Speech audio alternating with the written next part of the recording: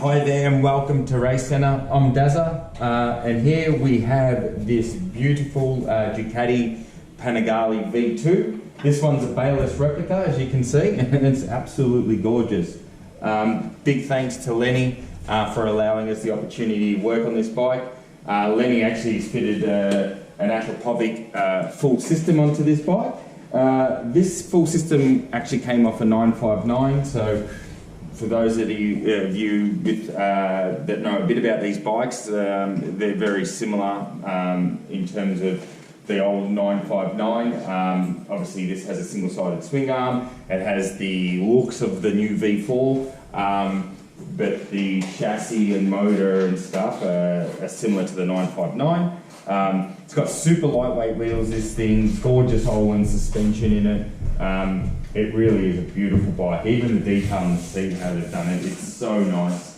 So it's beautiful. So having a full system, Lenny got this in for us to do a tune on it. These are a completely new ECU in this Panigale V2 model. It's quite different to the older Panigale family, and like I said, the 959 is quite different. For those of you that follow racing, you'd know that these are being raced in the World Supersport Championship now, so they're the middleweight Supersport bike that Ducati's running. And yeah, on the ECU, the electronics are quite different, and to be honest, out of the box, in terms of how the throttle operates, and you know, anyone who's watched some of our videos would know, you know, we talk about how the throttle opening rises and is inconsistent. This is one of the best that comes off the showroom floor that I've seen in a Ducati. It's actually really, really good.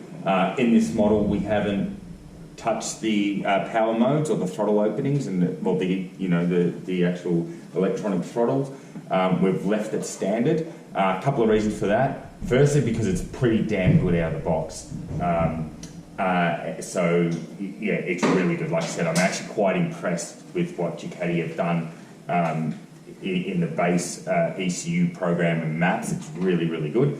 And the second reason is it's quite a complex ECU, and the software available to get into the ECU and change it all is still, it's not quite as refined being a new model, so it would be a lot of work for us to develop our throttle maps for this bike. Not saying we won't do it in future, we may do it, but at the moment the thing's pretty damn good out of the box, and the amount of R&D and work we'd have to do the throttle maps, it's just not quite worth it at the moment. So that's the case there. We have done an individual cylinder tune on this bike. You probably can't quite see it, but this already has the O2 wideband bungs in it. So we're able to do an individual cylinder tune. Again, being a new ECU, a new technology, the tuning software for this stuff isn't quite refined as some of the older models. So we're only offering at the moment, we're not offering our R-Spec tune, we're just offering a basic tune with these. So if you've got one of these and you've put a full system, or even if you don't, you just want an assessment on the tune, we can do the assessment and do a basic tune. It's still really good, it's come up really good. Unfortunately, it doesn't make much more peak horsepower, and that's not that uncommon in models these days, because at peak they actually already make quite decent power, but it just delivers the power off the bottom a bit better. It's fueled better, so it just accelerates better, it feels a bit smoother, just a bit more mid-range punch, you know, so it's still worth doing, you know.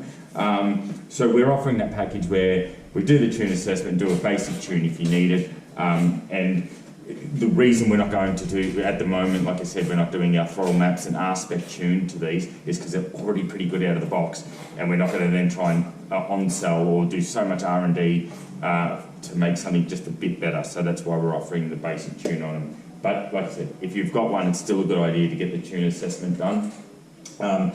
We've done also a basic suspension setup on this one. Out of the box, they handle really well. They are typical of what this, and even the old, I actually think this particular model handles a fair bit better than the 959, to be honest. I just think the suspension setup's better. But it still has that front heavy, flighty feeling. And what we've done for Lenny here is set it up to be a bit more user-friendly, more stable, more grip, better under the brake, so you can actually, like if you've got one of these and you hit the brake, and you want to hit it hard, you know it'd be pretty easy to get the back wheel in the air. Whereas now the bike's a lot more balanced, stable, also gives you more confidence in the corners. I guess before we did the suspension change, it handled awesome, but you had to be a little bit precise and gentle with it, whereas now you can be a bit rougher with it, if you know what I mean, and you can have more confidence if you throw it in the corner rather than having to tippy-toe around how flighty it is. So it's come up awesome, looks beautiful, and I hope you love it, Lenny.